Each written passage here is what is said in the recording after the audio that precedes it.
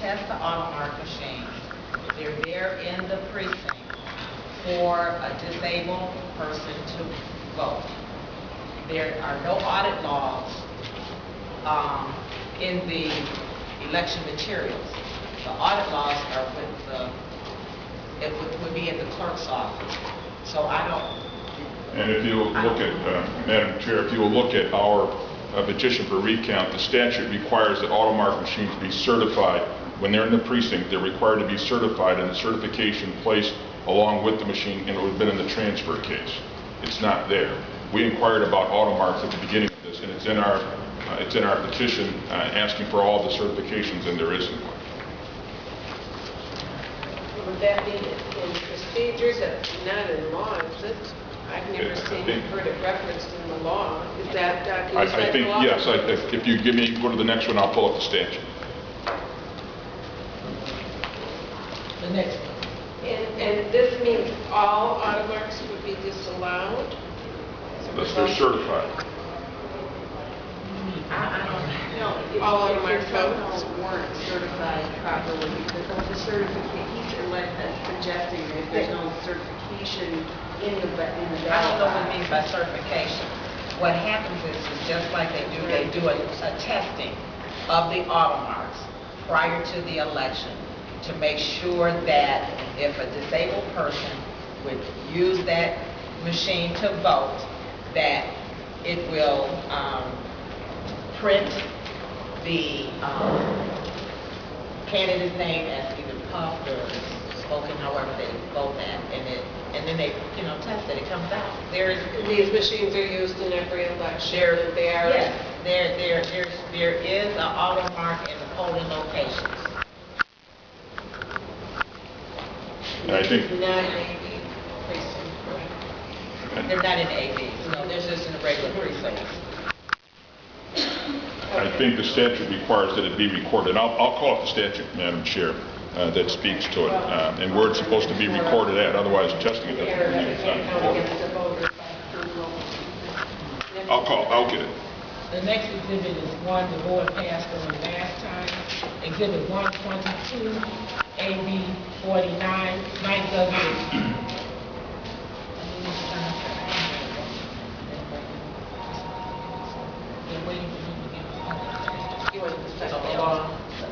Please put cell phone on library. Mike Duggan is printed on ballot.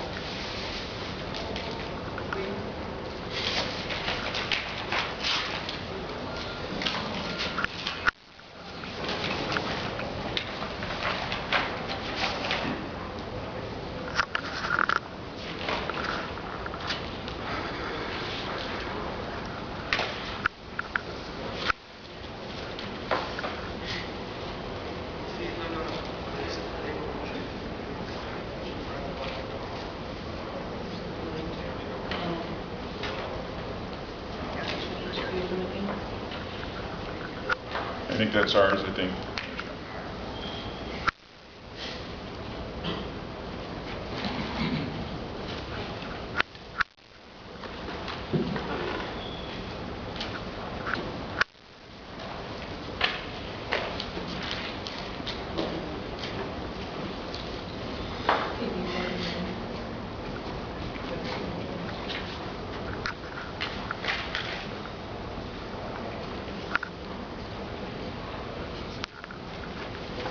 Yeah, we got one in the meeting we did.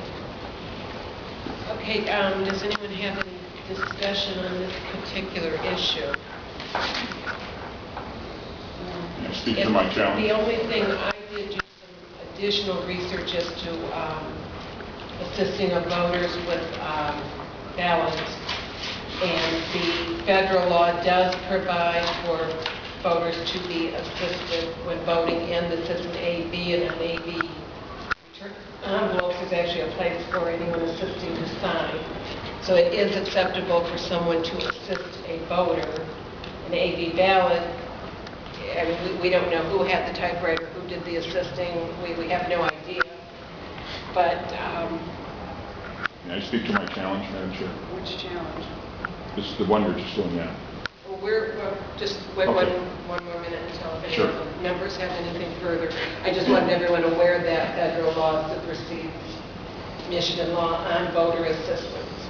Well, Michigan law does allow voter assistance. I think this go up to statute. Right. We can't hear you. I can't hear you. Very similar to what we used to do the old sticker campaigning. Did you have any? My thing is that there's no way of knowing in an absentee ballot situation if this had been, there's no way of associating this ballot with an envelope that said, yes, I assisted them. Right. And I think that it's very difficult to say, oh, that's not going to count if someone was assisting and actually did what they were asked to do, which was assist someone in their voting of the ballot. I'm not following you. I don't follow that at all. I'm not understanding if you're saying these were ballots in which someone assisted, or if you think they were not, but it can't be proved. I don't know where you're going. I'm saying that these particular ballots, without being able to associate them with an envelope, which of course you cannot because the tabs have been taken off as is proper, you can't say, oh, we don't, this was some strangeness or this was some weird peculiarity, because it could very well be that someone was assisted very legitimately and signed the envelope.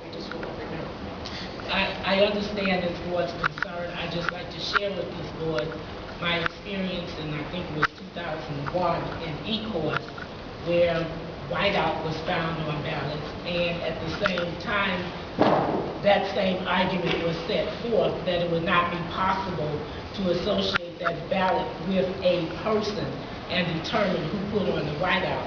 However, I'd only kindly like to remind this board that you don't have the facilities that law enforcement does.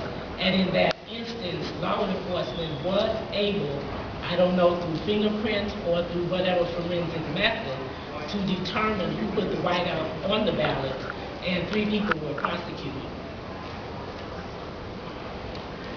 May I speak to my challenge? Yes. Yes, Madam Chair. Just 1 minute. Oh. Krista, did you have anything else? Okay. Madam Mr. Chair, I did write a letter to the board today and share with the board our concern.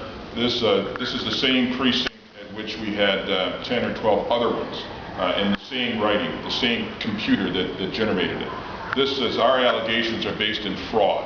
This is a clear indication because it's the same. And look at the spelling of the name. It's the same wrong spelling. It's the same individual. This is clearly an indicia of fraud. This is fraud, and as a result, this needs to be referred to the proper authorities. Now we have another group, and we have another one that's already pending, and we have more of them. And throughout this entire process, we've been seeing these before we realized that they were a problem. It's pointing itself up now, and the precincts, voter-assisted terminals are required to be written down, and their certification and their serial numbers required to be in the poll book. And I can give you the read here from the Secretary of State's regulation regarding AutoMARK voter-assisted terminals. And it does require that you secure the program into the terminal. Wait. He's talking one thing. Okay, 2 things. I agree. I'm sorry. I apologize. I'm sorry. So in this is clearly fraud, as were the other 10. It's one person doing it who has it all spelled wrong, and you see it. And because we have the other allegation we have is all the illegal and improper election workers, this is what happens, and that's why it was facilitated. So that's 10 or 12 more fraudulent ones in addition to the prior fraudulent ones. Okay. Krista, did you have anything else that you wanted to say? Counsel, you advised us a few moments ago that you don't recall whether or not the e-course votes were ABs were polling, but you recall all of the other details about it. Absolutely, I do. What I just related to you, that 3 people were prosecuted, I can tell you they each got 1 year probation. But you can't tell me whether there was an absentee ballot or if it was a polling place Well, ballot. if you wanted me to go through my documents, I can tell you that I did I would think email, that was a critical with all due thing. respect, Vice Chair, I did email to the board the transcript of the reading from E-course, as well as the letter that the board at that time sent to the prosecutor and the chief judge. I have it here. It's dated 2001. It says 12 AV ballots. Okay.